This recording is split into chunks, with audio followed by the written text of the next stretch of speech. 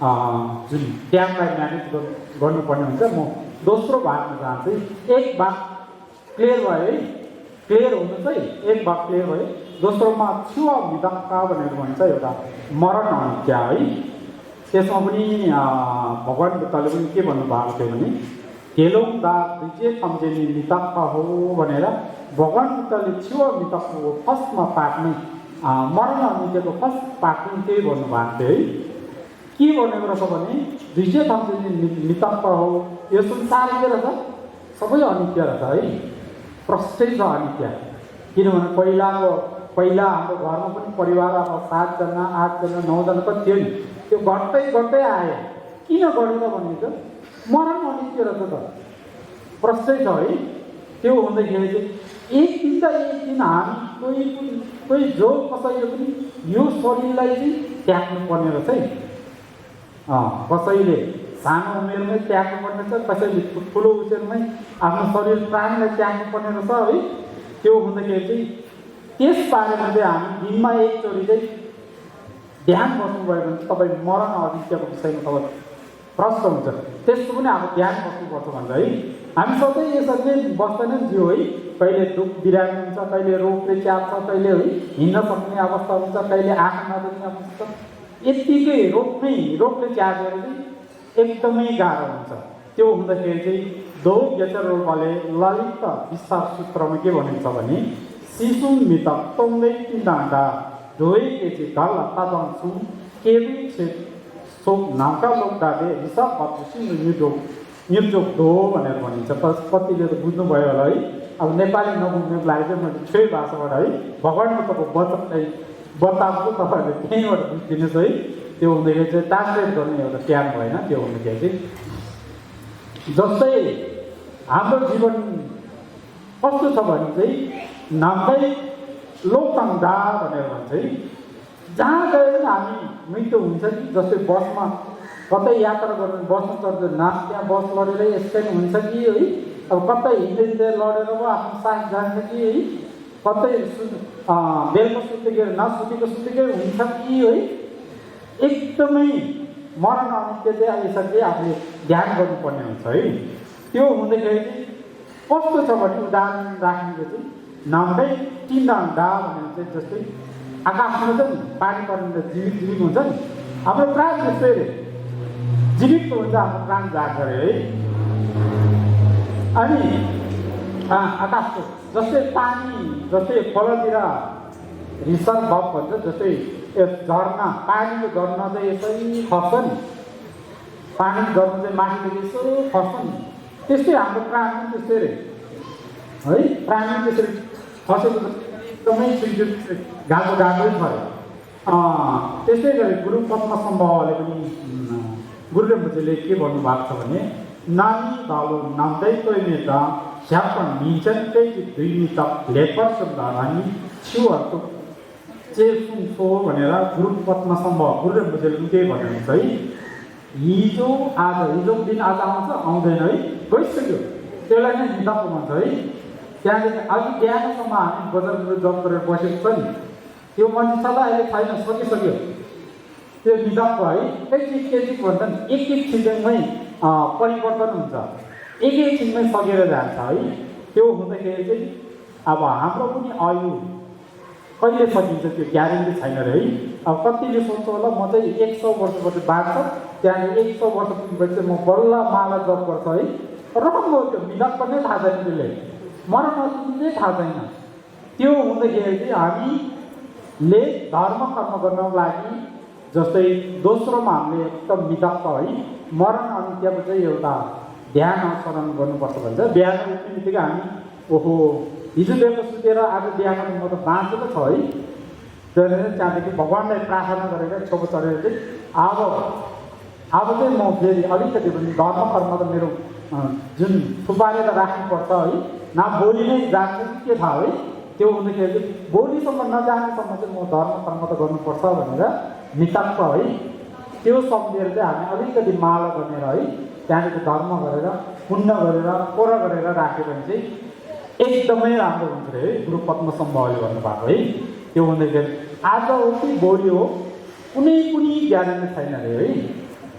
त्यस्तै गरी अर्को उदाहरण चाहिँ के छ भने जस्तै अब तपाईँले छेउमै देखेको छ नि बत्ती हामीले घिउ हालेर बाल्छ नि आफ्नो घरतिर पनि बाल्छ नि त्यो बत्ती के छ चुप्लाएर बस्दैन क्लिक क्लिक क्लिक क्लिक हालिन्छ है त्यसलाई हावा पनि चाहिन्छ है हामी पनि त्यसरी नै हालेर बसेको छ है जस्तै हामीलाई पनि हावा चाहिन्छ है अक्सिजन चाहिन्छ हामी पनि क्लिक क्लिक गरेर त्यहाँदेखि त्यो बत्ती पनि सिकिँदै जान्छ नि त्यो घिउ सिकिँदै मुनि मुनि मुनि जान्छ हाम्रो पनि अहिले सिकिँदै गएको छ त्यो हुँदाखेरि चाहिँ बत्तीको उदाहरण राखेर चाहिँ हामी निदत्त होइन मरण अनित्यको हामी ध्यान गर्नुपर्छ भने है जस्तै हामीले बोल हिट अस्ति जस्तो चाहिँ आज जस्तो चाहिँ हामी बत्तीमा घिउ भरेर है बत्ती बालेर राख्नु त्यो बत्तीको उदाहरण है त्यो किलिक किलिक किलिक किलिक बल्छ त्यो घिउ सबै मुनि मुनि मुनि आउँछ अन्तिममा आएर त्यो के हुन्छ सबै बत्तीहरू सबै के हुन्छ निक्छ है हाम्रो मरण अनित्य पनि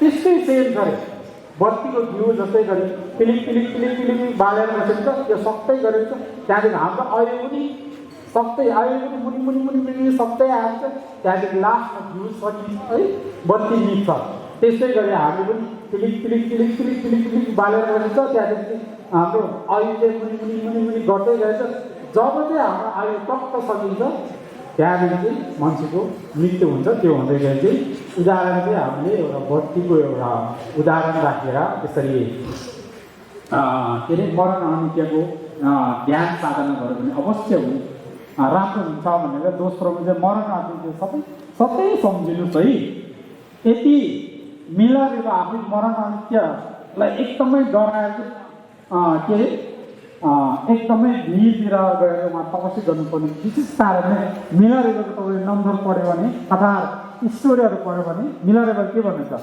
छिल मितक घुमघुम्ने छुव मितक घुमघुम्ने ना छिल जित्ते रिला धो छुव जित्व भोटे सङ भनेर है छेउ भाषा बुझ्नेहरूले छर्लङ्ग भइसक्यो है मिलारेकोले किन चाहिँ उहाँ तपस्यामा जानुभएको यो मरण त अनित्य रहेछ त नि एकछिन त मैले यो सर ध्यानमा गरेको भने एकदमै त्यो डरले क्या म मर्नुपर्ने रहेछ भनेर भोलिपल्ट हामी पनि एउटा बुढाबुढी भइसकेपछि चाहिँ त्यहाँ त्यो डर चाहिँ त्यतिखेर आउँछ अहिले चाहिँ आउँदैन किनभने अहिले त हिँड्न सक्छ खान सक्छ घुम्न सक्छ त्यहाँदेखि त्यो डर आउँदैन भोलि पर्सि अलिकति उमेर गइसकेपछि उमेरले काम गर्न छोडिसकेपछि ओहो म मर्ने रहेछ एक दिन त अब नजिक आएपछि त्यहाँ एकदमै डर चाहिँ त्यतिखेर हुन्छ है त्यो हुँदाखेरि चाहिँ त्यो डर नहुनलाई मिलारिपाले अगाडि नै उहाँले थाहा पाएर शिव मितकको चाहिँ उहाँले ध्यान गरेर एकदमै ध्यान गरेर उहाँले चाहिँ मरण अनित्य ध्यानबाट चाहिँ उहाँ मुक्ति हुनुभयो रहेछ है मिलारिपा मरण अनित्यको ध्यानबाट मिलारिपाले त्यसरी मुक्ति हुनुभएको हामीले पनि त्यसरी ध्यान गरेर हामी मुक्ति होस् त्यसै गरी भगवान् बुद्धकै पालन है एउटा आमाको जुन त्यतिखेर त श्रम बस्थ्यो है जस्तै हाम्रो अहिले जस्तो होइन अब गाउँघरमा कोही अरू जस्तो त्यसरी बस्ने भगवान् बुद्ध पनि अब एकसाथ खाने के अरे स्वयं माग्ने खाने है भोजन त्यसरी लिन्थ्यो है त्यसरी हुँदाखेरि पनि भगवान् बुद्ध श्रम बस्तीमै हुने बेलामा एउटा आमाको 5 वर्षको सानो बालकको मृत्यु हुनुभएछ है मृत्यु भएपछि त्यो आमाले मनले सोध्नै नसक्ने पीडा पनि भयो आमालाई है हुँदाखेरि चाहिँ आमाले के भन्नुभयो भने हुन त बालकको मृत्यु भइसक्यो आमाले चाहिँ विश्वास गरेको छैन किन विश्वास गरेको छैन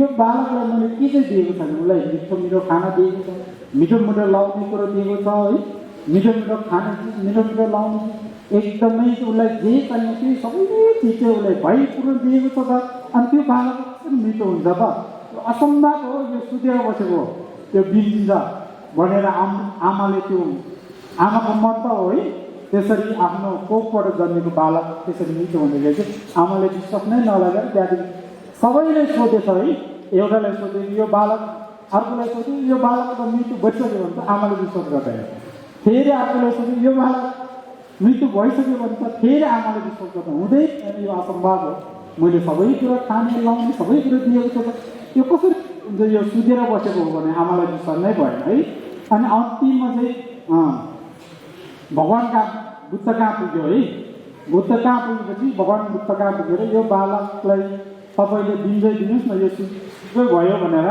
भगवान् बुद्ध कहाँ पुग्दाखेरि भगवान् बुद्धले ल ठिकै छ त भनेर भगवान् बुद्धले भन्दाखेरि आमा एकदम खुसी भयो है। तर पनि मेरो एउटा शर्त छ, मैले एउटा शर्त दिन्छु, त्यो चाहिँ मान्नुपर्छ है भनेर भन्नुभयो है भगवान् बुद्धले आमालाई।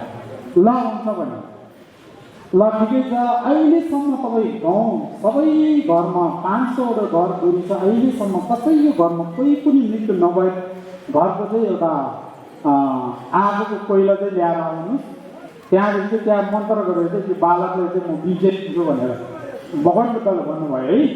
त्यो हुँदाखेरि चाहिँ आमा एकदमै खुसी भएर त्यहाँदेखि गाउँ गाउँमा अहिले सहर होइन त्यतिखेर गाउँ गाउँमा गएर अब सोध्नुभयो, अहिलेसम्म तपाईँको घरमा कोही बित्नु भएको छ भने ए पहिला बाजे बितेको छ।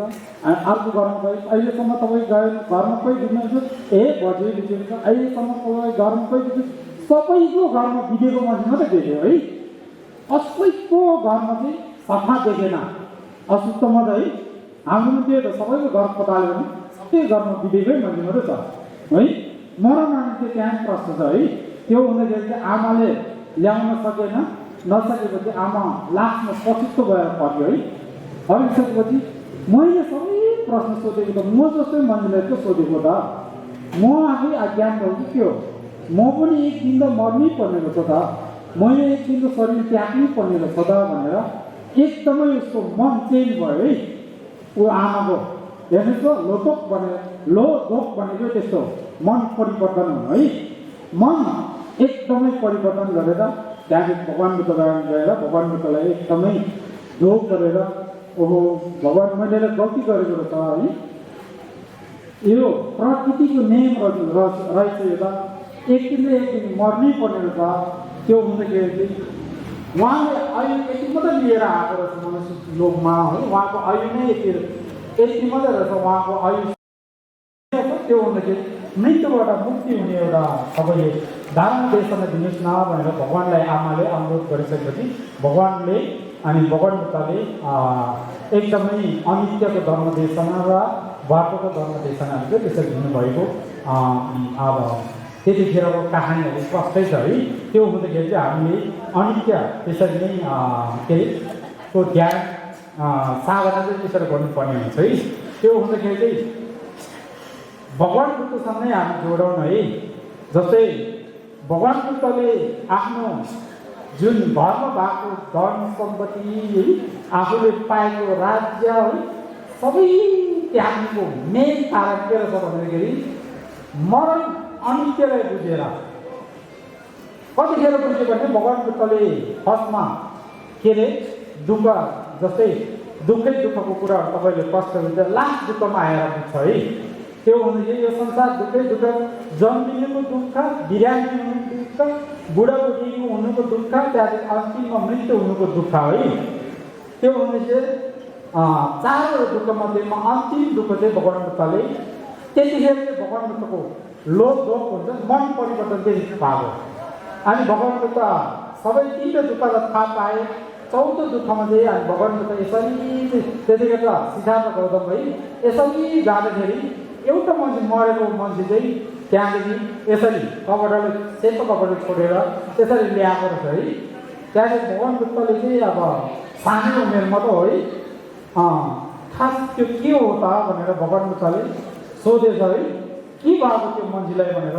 त्यतिखेर त भगवान् बुद्धलाई थाहा थिएन है के भएको त्यो मान्छेलाई भन्दाखेरि उहाँले उहाँको मृत्यु भएको हो भनेर आफ्नो साथीले त्यसरी आइसाथ दिँदाखेरि भगवान् बुद्ध एकछिन निराश भएर बस्नुभयो है।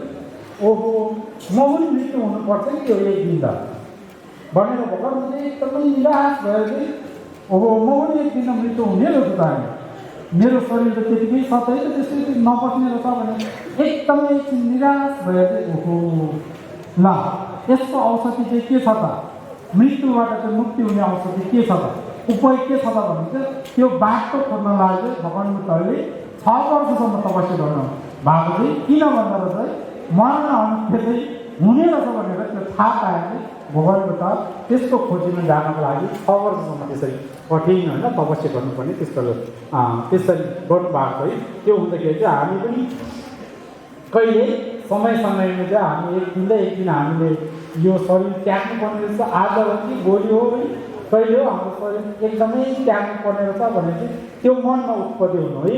जस्तै आफूले कमाएको धन सम्पत्ति होइन, आफ्नो नातेदारको सबै छोडेर जानुपर्छ है भनेर आफू मनमा त्यो उत्पत्ति हुनुपर्ने हुन्छ है। जस्तै